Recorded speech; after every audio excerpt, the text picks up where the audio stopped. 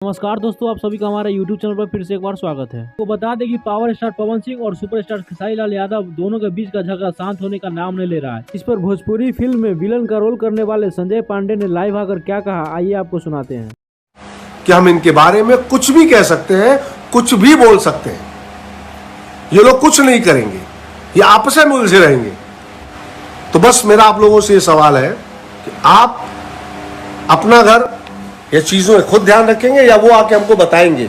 किसी बाहर वाले को उंगली उठाने के लिए हम इजाजत नहीं देते हैं।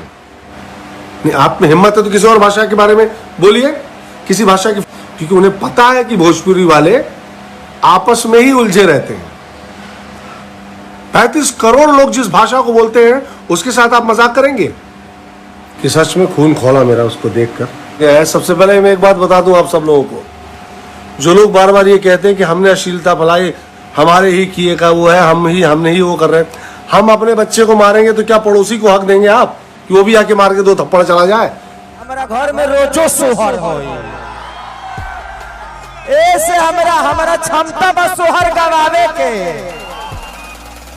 हम चाहिए तो हर 9 महीना पर सोहर गवा दी अपना घर में।